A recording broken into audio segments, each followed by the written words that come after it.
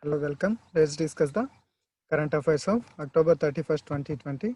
The first thing is today marks the Rashtriya Ekta Divas, that is National Unity Day, as the remembrance of birth anniversary of Sardar Vallabhbhai Patel.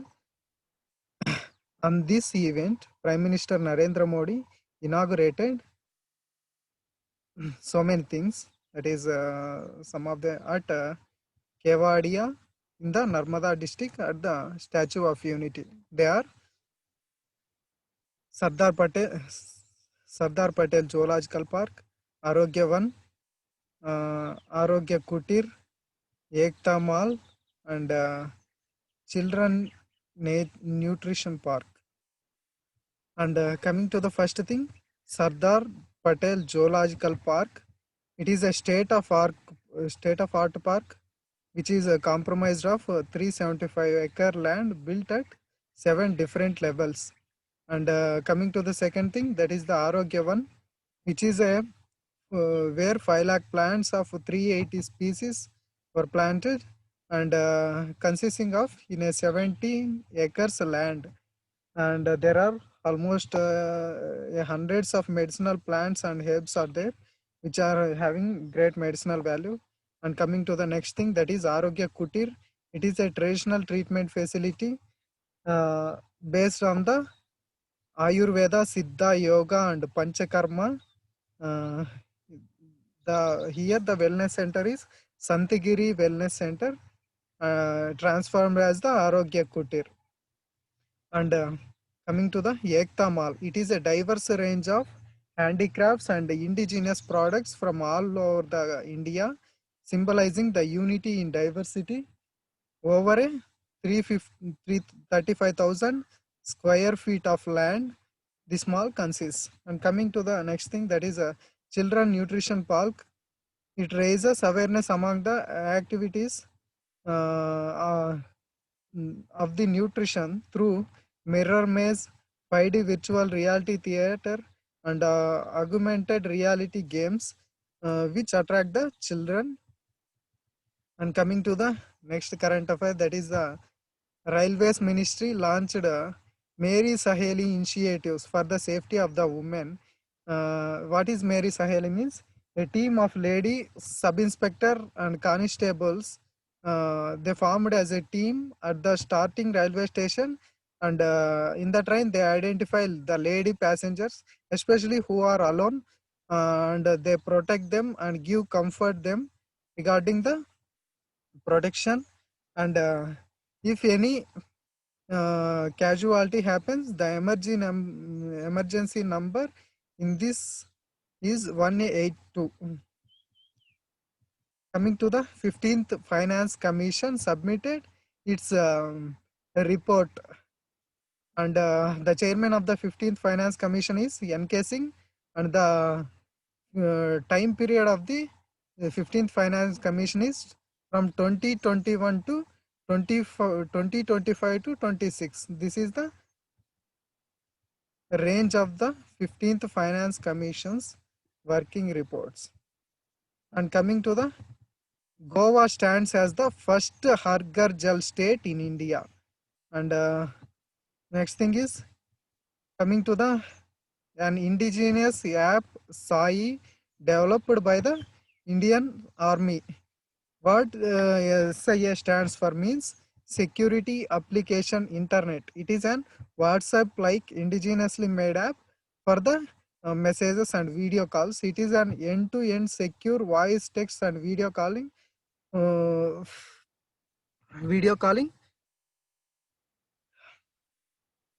app for Android, and it prevents leaking the sensitive information of the intelligence agencies.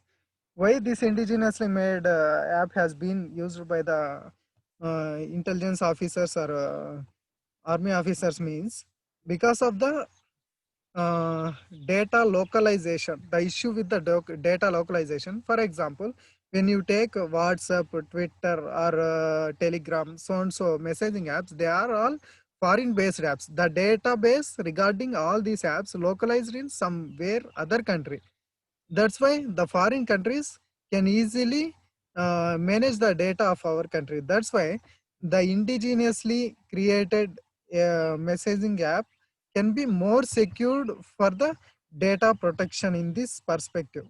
And coming to the next thing, coming to the COVID-19, CFR stands for case fatality rate. And some of the articles from the Indian Express, MCC, Model Code of Conduct. Why is in the news? Because an RTA application has filed by someone to the at the election commission regarding the using of the uh, COVID-19 vaccine as a election manifesto by the BJP. He submitted the RTA application saying it as a it was against the model code of conduct. In response to his, election commission submitted a report regarding this. The state election manifestos should not contain anything that is repugnant to the constitution, that is violation of the constitution, and promises that VTH the purity of the electoral process, and the promise that exert the undue influence on the voters, and should every promise should reflect the rationale behind the promises. In that situation, the model code of conduct does not says that COVID regarding this all these model code of conduct issues.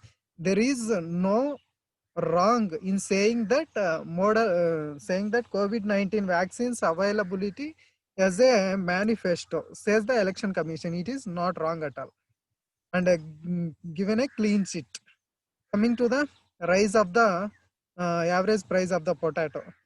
Coming to the monthly average price of potato raised to 40 rupees per kg. It was highest in the decade. Last year, in the same month, it was only 20 rupees per kg.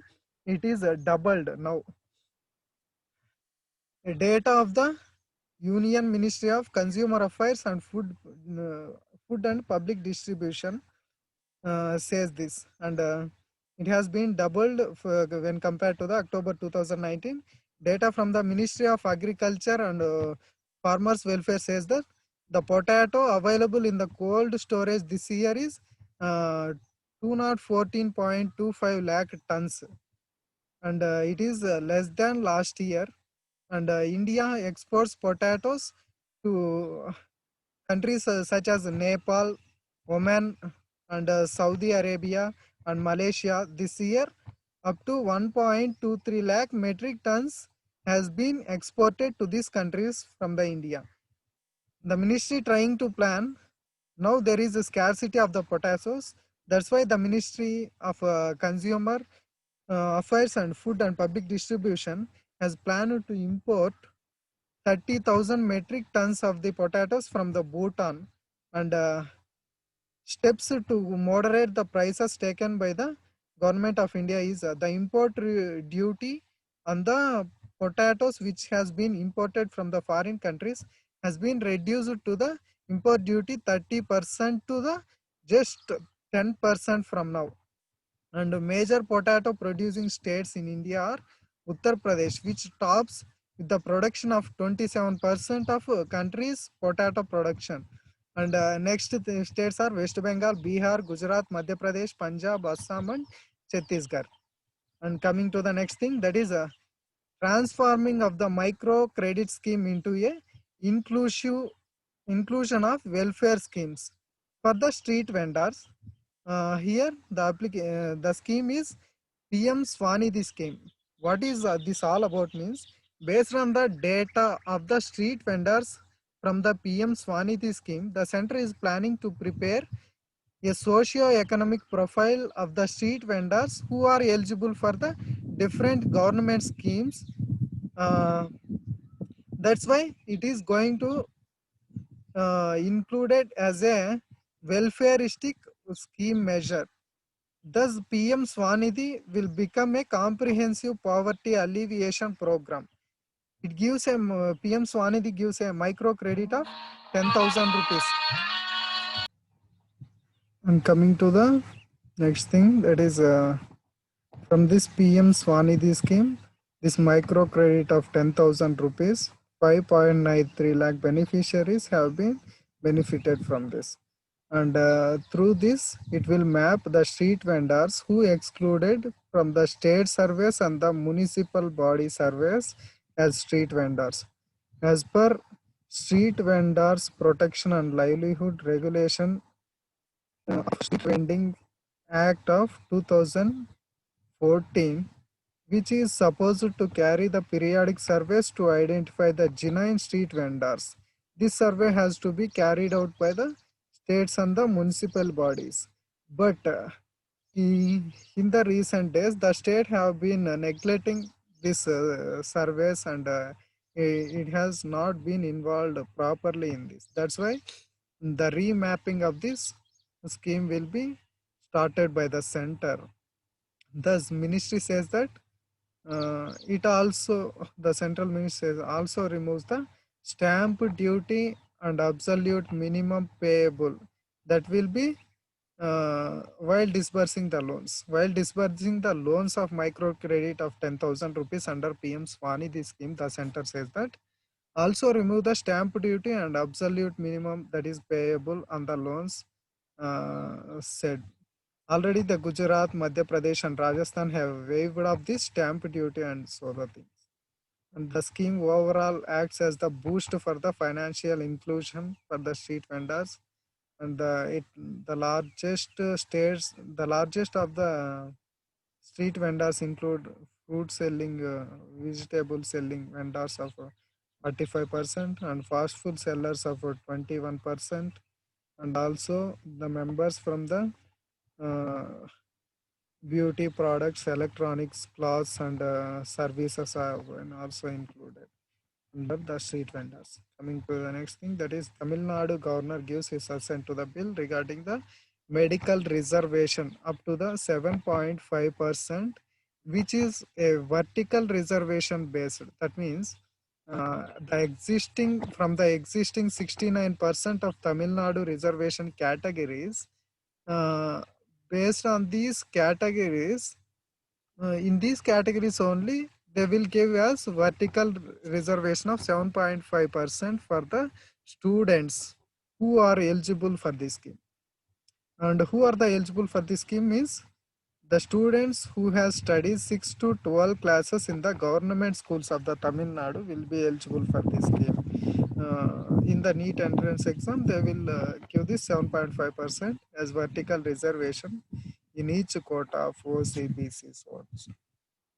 Coming to the Shivalik Elephant Reserve, Ministry of Environment, Forest, Climate Change asked the Uttarakhand government avoid sensitive areas of Shivalik Elephant Reserve land for the Dehradun airport. Avoid sensitive areas of Shivalik Elephant Reserve, which is the land sensitive area in the which is occupied by the elephant corridors, which is a project has been announced regarding the construction of the Dehradun airport, and the land has been expanded till into the Shivalik Elephant Reserve. The proposed expansion part of the Shivalik Elephant Reserve. The Shivalik Elephant Reserve is also part of the Rajaji National Park, and this expansion will threaten hundreds of the fauna in the park. That means animals in the park, and there is a elephant corridor also nearby. The Shivalik Elephant Reserve. Coming to the Shivalik Elephant Reserve, it is notified under the Project Elephant under 2002, and one of the highest density of population of elephants in this reserve. And the Indian elephant is the scientific name is Elephas maximus. It is occurred in the central and south regions of the Western Ghats and northeast India and eastern India and northern India and some parts of the South India peninsula also. As of now, Karnataka is the highest state with the elephant population.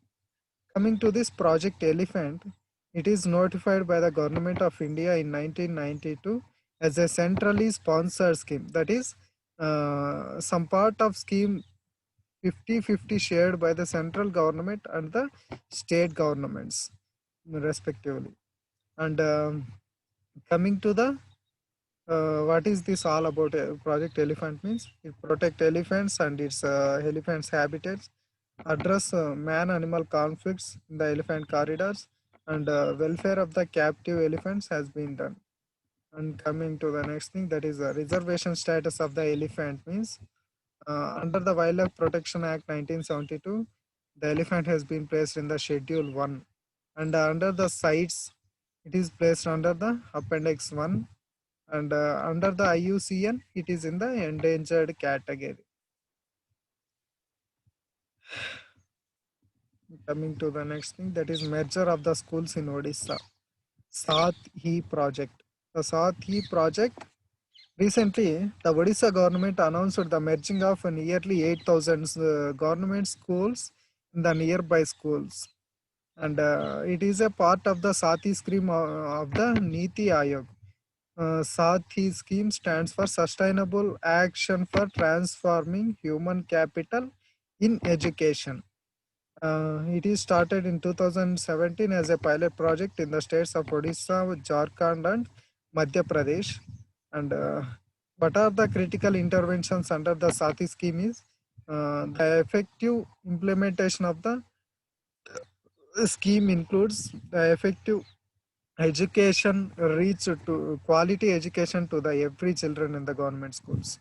And what are the critical interventions means the school mergers, remediation program and training, and monitoring teacher and monitoring teacher recruitment process.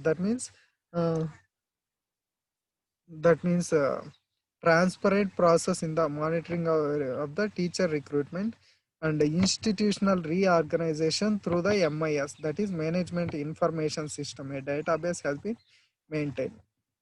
And coming to the translocation of the corals. Coming to the corals, National Institute of Oceanography has carried out translocation of coral colonies.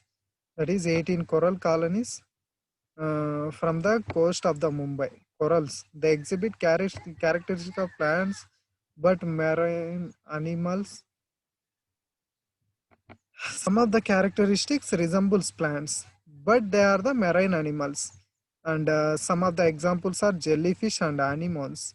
And these are made up of genetically identical organisms. All are genetically identical and called as polyps. In the phylum of Cnidaria, in the Animalia kingdom, polyps has been classified into Cnidaria.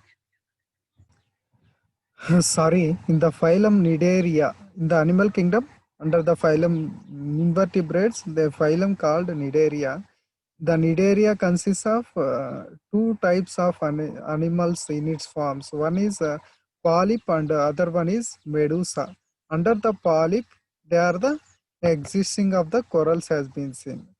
Thus, corals are called as polyps. And at the base of these polyps, there is hard and protective limestone skeleton called as calicle. And they have been associated with the microscopic algae called as zooxanthellae, which are living in the tissues of the corals and forms the symbiotic relationship with the algae. They are invertebrates, belong to the phylum Cnidaria. There may be two types of corals are there: hard corals and the soft corals. Hard corals, which are the coral reefs, that is reef building corals. Actually, the hard corals are the coral reefs. And coming to the soft corals, they are some of the sea fans are some examples. They lack the calcareous skeletons. They grow wood-like cores and live in colonies. That's all about the yesterday's current affairs.